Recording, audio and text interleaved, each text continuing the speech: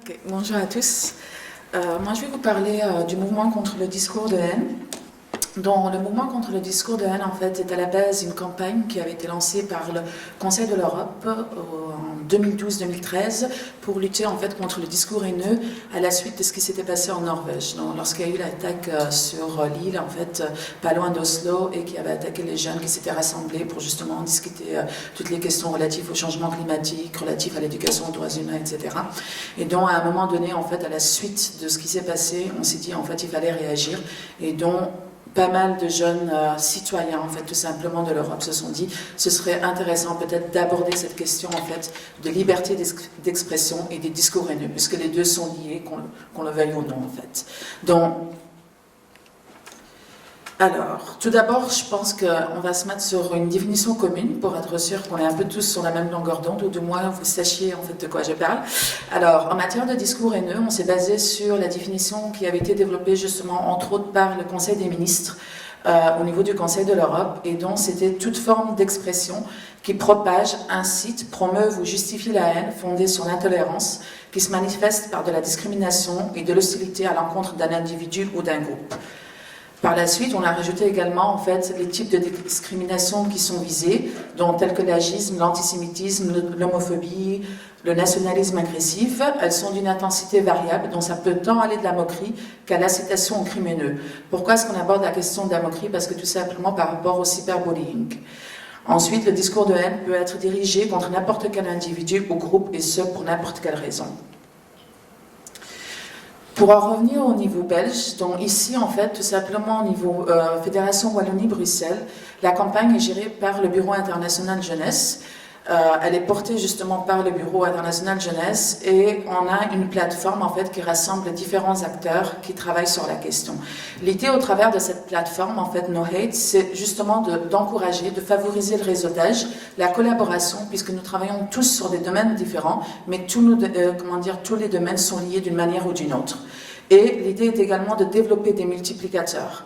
Alors, pour pouvoir développer des multiplicateurs, on a mis en place différents types de systèmes, tels que le pool de formateurs, le réseau de cybercracks ou encore la plateforme No Hate.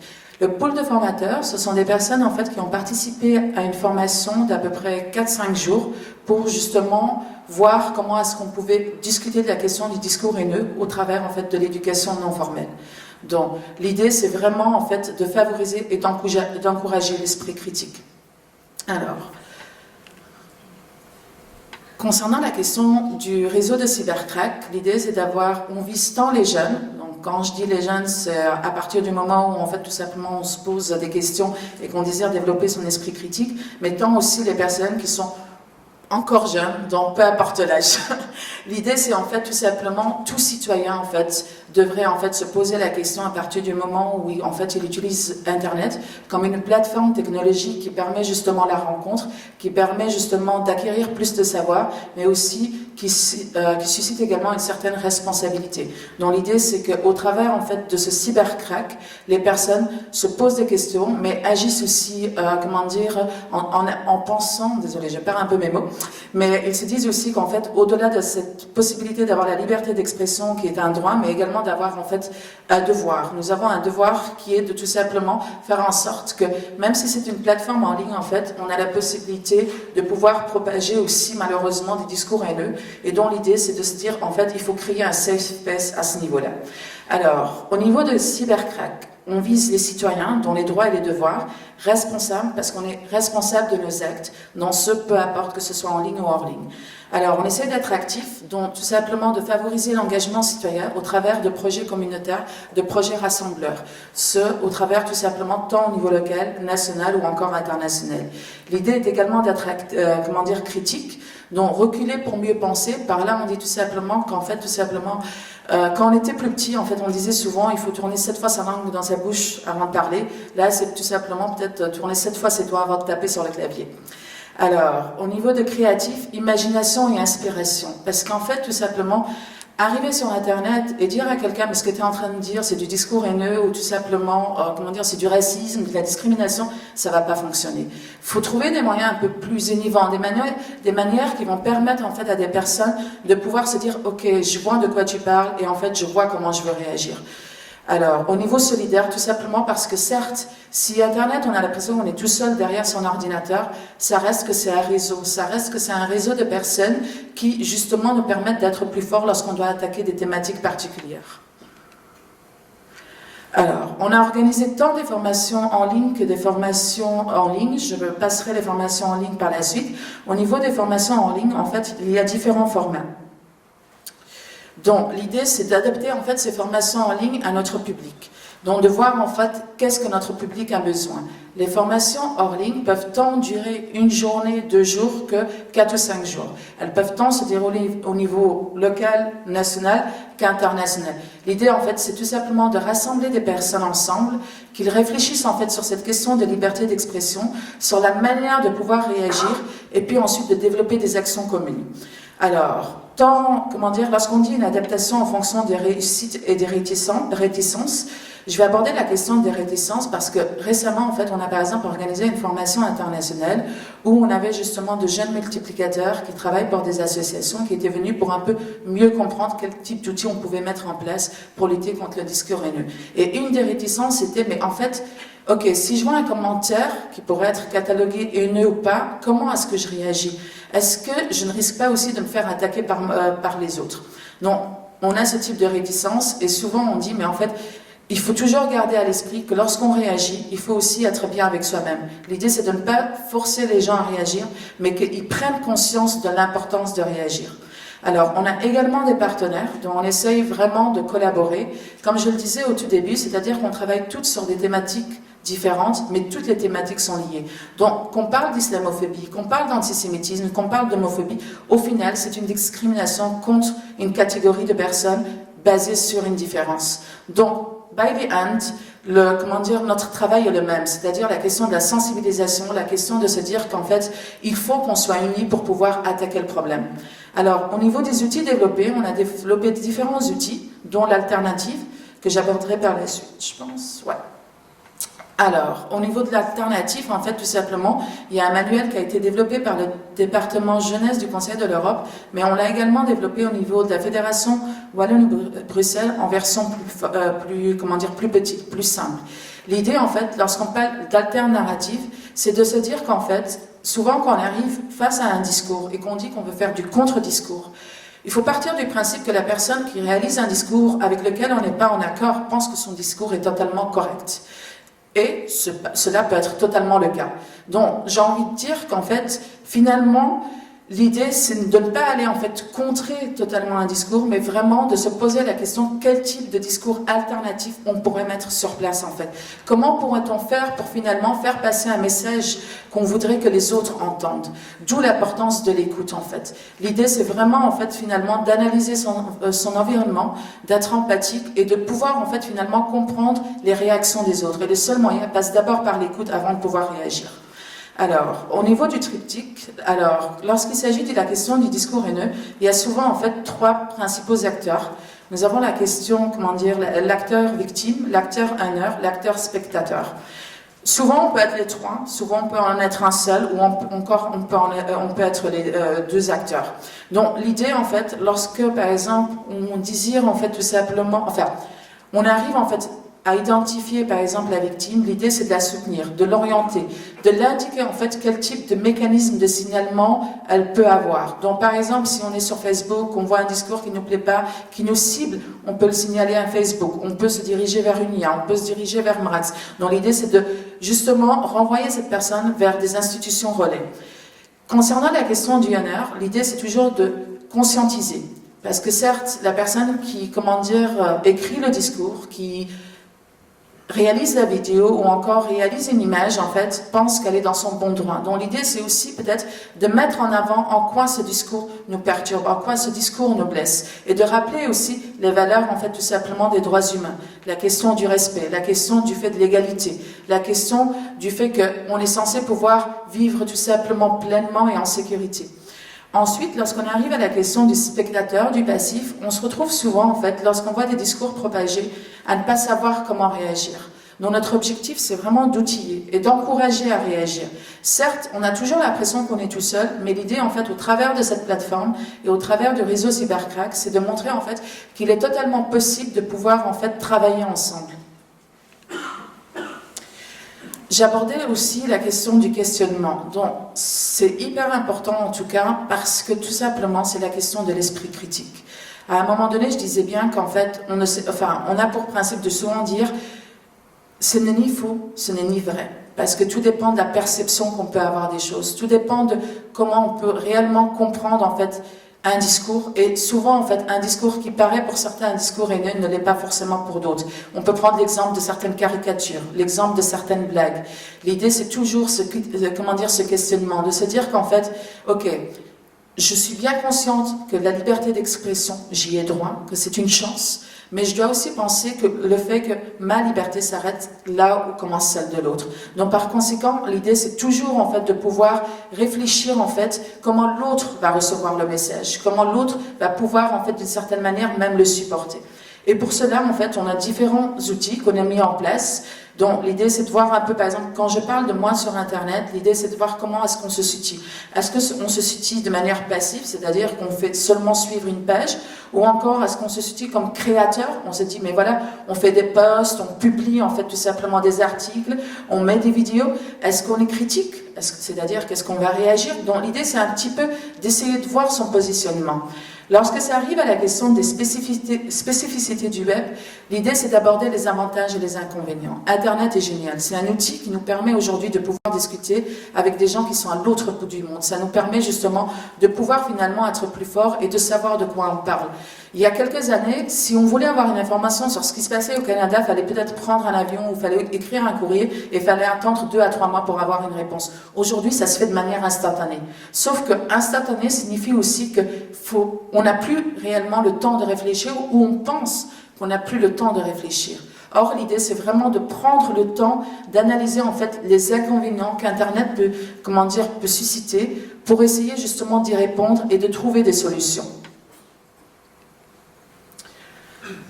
Au niveau de comment réagir, en fait, tout simplement à un discours de haine en ligne, nous avons développé, en fait, l'outil sur 2 phases. Tout d'abord, la phase d'analyse, c'est-à-dire, avant même de dire que c'est un discours de haine en ligne, il faudrait déjà savoir si c'en est un.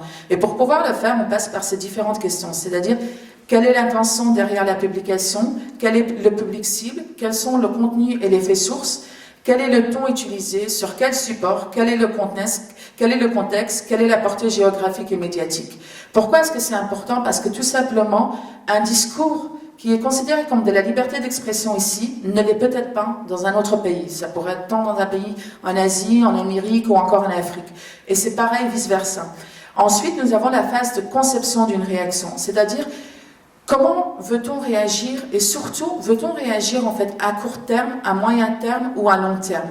Donc, souvent, si on voit un discours passer sur Internet, on se dit, ok, moi j'ai envie de répondre par un commentaire. Ceci, peut-être, c'est une réaction à court terme. Mais si maintenant on se dit, ok, il y a une plateforme qui s'est mise en place et qui va à l'encontre même de nos principales libertés, peut-être qu'à ce moment-là, j'aimerais mettre en place une campagne. Et donc là, il faudra penser au moyen terme et à long terme. D'où l'idée d'avoir ces différents types de questions. Quels sont les objectifs? À qui s'adresse ma réaction? Je pense que ceci est très important aussi, la question de à qui s'adresse ma réaction. Pourquoi à qui s'adresse ma réaction? Parce que souvent, en fait, on a tendance à prêcher les convaincus. On a tendance à toujours, en fait, parler d'une certaine manière qui fasse, en fait, que les personnes qui, finalement, nous suivent ou qui nous rejoignent et avec qui on collabore sont des personnes qui sont déjà, en fait, conscientisées, sont des personnes qui sont déjà au courant de quelles sont les valeurs fondamentales qu'on est censé respecter, quelles sont nos libertés, et de finalement, qu'est-ce que c'est que le discours haineux. Donc, l'idée, en fait, au travers de cette question à qui s'adresse ma réaction, c'est de cibler, en fait, les personnes qui, finalement, ne font pas partie de notre cercle, ne font pas partie de notre quotidien, ceux qui sont le plus difficiles à atteindre.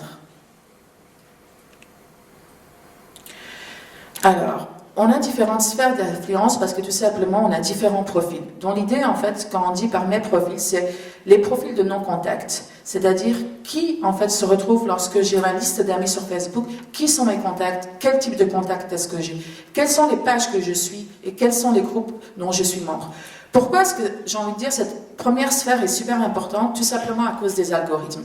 Ce matin encore, en fait, je parlais avec une de mes collègues et je disais, tiens, c'est bizarre, en fait, parce que hier, j'envoie un message, en fait, à un groupe d'amis en leur disant, ben, il y a tel événement qui est disponible. Et en fait, une autre de mes amies met exactement les mêmes événements, en fait, sur le groupe. Et je pose la question à mon ami, je lui dis, mais, en fait, est-ce que les événements sur lesquels j'ai indiqué que j'ai de l'intérêt, finalement apparaissent sur ta page? Et elle me dit oui, en fait, ils apparaissent. Et je dis zut alors. Parce que tout simplement, en fait, on se rend compte que les personnes qui sont d'une certaine manière du même monde que nous, les personnes avec qui nous travaillons, finalement ont le même centre d'intérêt. Et finalement, on ne voit pas, en fait, ce qui se passe, en fait, derrière notre propre sphère, derrière notre propre environnement. Donc, l'idée en disant les pages que je suis, pour ma part, c'est toujours, en fait, moi j'ai, en tout cas, parlant personnellement, j'ai toujours tendance à me rajouter, par exemple, sur les groupes qui sont, islamophobes, antisémites, homophobes. Donc, l'idée, pourquoi? Parce que tout simplement, mon but, ce n'est pas tout simplement de sensibiliser les personnes qui savent déjà ce que c'est, mais plutôt de sensibiliser les personnes qui pensent que, justement, l'homophobie, c'est totalement autorisé, ou encore l'islamophobie ou l'antisémitisme est totalement autorisé. Mais pour pouvoir avoir accès à cette information, il faut s'abonner à ces pages. Il faut aussi... Je suis consciente que quelquefois, il y a certains textes qui peuvent être lourds, qui peuvent être émotionnellement, ça peut être difficile à supporter, mais c'est là aussi l'idée d'avoir un certain recul. Alors, à cela, nous avons, au-delà des réseaux, parce que certes, je parlais de Facebook, mais il y a Facebook, Twitter, Instagram, Snapchat, mais on a également les forums de sites, on a les blogs, on a, tout simplement les journaux, on a, j'ai envie de dire, Internet regorge, en fait, de sites d'information, et je pense que c'est super important de pouvoir, en fait, tout simplement les suivre. Alors, le type de réaction qu'on peut avoir, de tout type. Tant on peut commenter une publication qu'un commentaire, on peut élaborer un contenu créatif, écrire un article ou encore partager des images. Ce que je veux dire, c'est que même une petite réaction, même faire juste un seul commentaire peut être super utile. Pourquoi? Parce que les autres vont réagir. Je me souviens, en fait, par exemple, une de mes collègues avait répondu à un article et la seule réaction qu'elle avait obtenue au travers de ce commentaire, c'était 3 likes. Et elle disait, en fait, rien que le fait d'avoir eu ces 3 likes sur mon commentaire, ben, ça a fait ma journée. Parce que tout simplement, elle sait qu'il y a d'autres personnes, finalement, qui partagent son opinion, et il y a d'autres personnes qui vont justement à l'encontre du discours de haine. Donc, je pense que la question de se dire, quel est mon niveau d'application, ou encore, mon niveau d'application n'est peut-être pas assez fort, n'est forcément pas une question qu'il est nécessaire de poser. La question qui est vraiment nécessaire de se poser, c'est de se dire, en fait, tout simplement, je vais essayer. Je vais essayer, puis voyons, en fait, finalement, ce qu'on récolte. Nous organisons également des formations en ligne. Alors, la formation en ligne est un module, c'est une formation de 14 modules avec des vidéos et des quiz. Donc, l'idée, en fait, au travers de cette formation en ligne, c'est de permettre, en fait, aux personnes qu'on vise à être multiplicateurs de se joindre à nous, en fait, même s'ils ne peuvent pas se déplacer.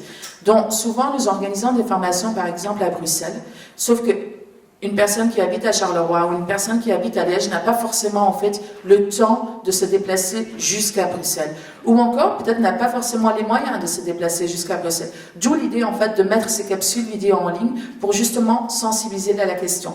Alors, au niveau de la formation en ligne, vous avez différentes thématiques qui sont abordées. On a tant la thématique de savoir, en fait, qu'est-ce que c'est que le discours haineux, que la thématique comment y réagir, quelles sont les institutions relais auxquelles on peut s'adresser, ou encore, j'ai envie de dire, des cas concrets, en fait, de situations où que les personnes ont vécu en matière de discours haineux. Je vais me permettre de vous faire passer une petite vidéo qui est relative, en fait, justement à cette formation en ligne qu'on a réalisée, relative à la liberté d'expression et des droits humains.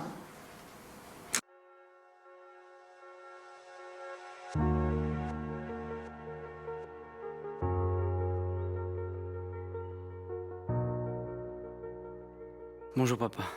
Ma chère consoeur, Cécile. Chère représentant politique. Salut peuple du net. J'espère que toi et maman vous allez bien depuis hier. Je crois qu'il faut qu'on parle de ce qui s'est passé en fin de soirée. C'était pas une simple dispute. J'ai besoin que tu comprennes pourquoi j'ai quitté la table et je suis parti en claquant la porte. Les repas de famille devraient rimer avec amour et être un bon moment, je sais, mais... Les propos que tu as tenus hier sur ceux que tu appelles les gitans, je refuse de les laisser passer. Lorsque tu dis que tu es chez toi, que tu as le droit de dire ce que tu veux et que c'est ta liberté d'expression, est-ce que tu as pensé aux conséquences de tes actes? C'est ton droit, c'est vrai. Toi, t'appelles pas à la haine en public, toi, tu risques rien. Mais c'est ceux que tu vises avec tes propos, les clichés dégueulasses dans lesquels tu les enfermes car ils ne te plaisent pas. Ils sont pas assez blancs, pas assez comme nous. Ils ont un impact sur la vie de ces personnes. Tes propos justifient la discrimination qu'ils subissent et pire encore. Il se dit que les messages envoyés à cette adresse finissent par trouver leur destinataire malgré la répression. Alors même si les chances que tu lises cette lettre sont minces, je t'écris pour te dire notre soutien et notre admiration comme on lancerait une bouteille à la mer. Au nom des idéaux qui animent notre profession, au nom des droits humains que tu as défendus en écrivant tes articles sur le soulèvement populaire durement réprimé dans ton pays. Depuis que nous avons appris ton arrestation, nous mesurons dans nos cauchemars le prix que tu paies pour t'être battu en faveur des droits humains fondamentaux que sont la liberté de conscience et d'expression. Sache-le, chère Cécile, tes articles ont circulé sur la toile à travers le monde et ont dénoncé les exactions commises par le régime assassin qui t'a emprisonné. Tes tortionnaires ne pourront jamais te faire taire. En ce 10 décembre, journée d'action pour les droits de l'homme en ligne, je prends la plume au nom d'un collectif citoyen afin de vous interpeller. Face au discours de haine qui se propage sur la toile, votre mission est complexe. Elle est l'affaire de toutes et de tous.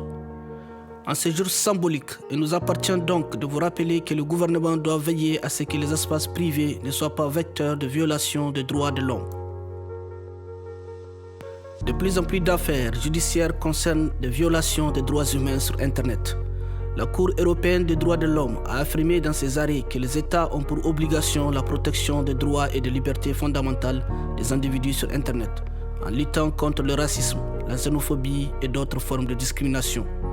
Les gouvernements ont l'obligation de veiller à ce que les besoins fondamentaux de tout un chacun soient satisfaits, y compris le respect de sa dignité personnelle. La sécurité des individus sur les cyberespaces relève aussi de votre responsabilité. Maintenant, grâce à ton travail, la communauté internationale sait, et nous, citoyens journalistes, nous l'exhortons à prendre ses responsabilités. Nous avons pris les nôtres en combattant les discours de propagande négationniste qui trafiquent l'information et mentent à propos des crimes commis par le régime qui t'a emprisonné. Ce n'est pas chose simple. Nous devons faire face à leurs campagnes de haine en ligne, à leurs calomnies sur nos personnes, à leurs mensonges sur les faits. L'histoire s'en souviendra, et un jour, crois-moi, les crimes contre l'humanité commis par tes tortionnaires seront condamnés devant une cour de justice internationale, et les négationnistes qui nieront encore publiquement ces crimes devront aussi répondre de leurs actes devant des tribunaux. Nous les y traînerons. Aujourd'hui, la distinction floue entre espace privé et espace public exige que l'on s'interroge. Un réseau social qui rassemble 500 millions de personnes saurait-il être purement et simplement une société privée ? J'ai bien reçu vos attaques haineuses. Je ne vous en remercie pas. Ce ne sont ni les premières ni les dernières, mais je mentirais en vous disant que cela ne me fait rien. Alors j'ai choisi de vous répondre publiquement et d'opposer ma véritable identité à vos pseudos, pour survivre à votre haine. On dit que tous les êtres humains naissent libres et égaux en dignité et en droit. Je m'interroge. Suis-je à vos yeux un être humain ? Les droits de l'homme sont-ils aussi les droits des femmes ? Les lesbiennes sont-elles des femmes dignes de droit ? Avons-nous droit à la vie privée ? Combien de temps encore devrons-nous subir les commentaires misogynes et lesbophobes ? Avec vous, la liberté d'expression se transforme en liberté d'oppression. Ce n'est pas parce qu'il y a relativement peu de lois pour réglementer l'expression sur Internet que les individus sont encouragés à dire et à faire n'importe quoi. Toi qui as liké les commentaires misogynes et lesbophobes sous la photo volée de notre couple, essaie d'imaginer l'impact de ces mots sur notre confiance, notre dignité et notre sécurité. Les discours de haine peuvent conduire aux crimes de haine. Entre deux blagues, entre deux likes, souviens-toi qu'aujourd'hui encore, des femmes sont torturées car elles aiment d'autres femmes. Est-ce bien toi, mon père ? Celui qui me parlait des droits des hommes lorsque j'étais enfant ? Est-ce que tu te souviens de ce petit livre sur les droits humains que tu m'as offert quand j'avais 9 ou 10 ans ? Tu l'as oublié ? Je suis ton enfant, mais les stéréotypes haineux que tu répands lors de nos repas de famille, ils ne passeront pas. Je te barrerai la route en public comme en privé. Je suis ton fils, Et je reconnais même pas mon père lorsqu'il partage des publications xénophobes. Peut-être es-tu naïf, peut-être cliques-tu sans réfléchir. Je m'adresse aussi à toi. Toi qui es resté silencieux, comme j'ai pu l'être aussi quand je n'étais pas directement concernée par les attaques haineuses. Je peux trouver toutes sortes d'excuses à tes propos racistes. Mais je trouverai aucune excuse si je reste là sans rien dire, sans rien faire, en te voyant agir comme ça. Papa, c'est toi qui me disais l'importance de défendre nos droits, car ils ne sont pas acquis pour toujours. Regarde un peu autour de nous. Les idées puantes et fascistes se répandent partout sur la toile. Et toi et moi dans tout ça. Comment contrer ces discours de haine sans porter atteinte à la liberté d'expression? Le chantier pour les acteurs du paysage médiatique est immense. C'est pourquoi nous continuerons de porter ta voix et celle de tous les opposants politiques injustement emprisonnés. Internet deviendra ce que nous déciderons d'en faire. Chaque jour, inlassablement, nous nous demanderons Qu'avons-nous fait aujourd'hui pour combattre les discours de haine et défendre les droits humains.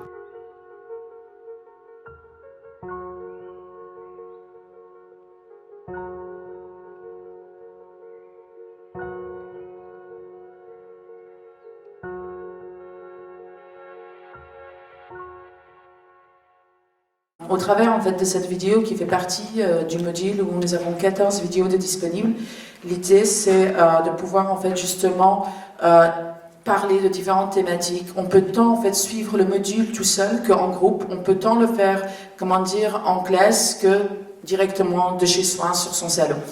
Alors,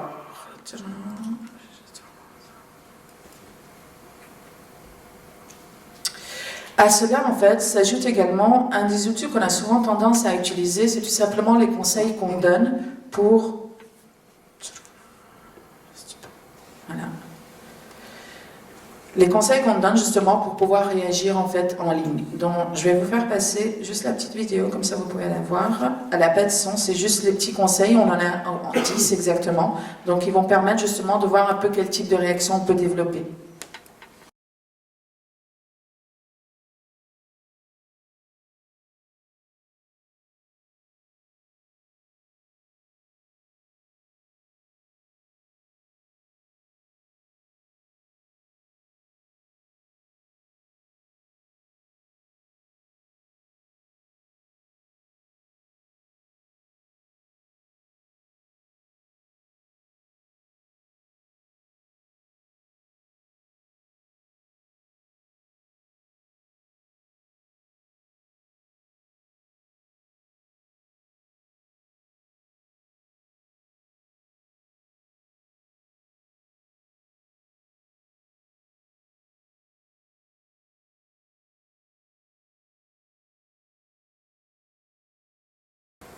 Donc, comme vous avez pu le constater, j'ai fait ça de manière rapide, mais différents outils ont été développés en fait. Donc, différents outils pour justement parler de cette question du discours haineux en ligne et hors ligne.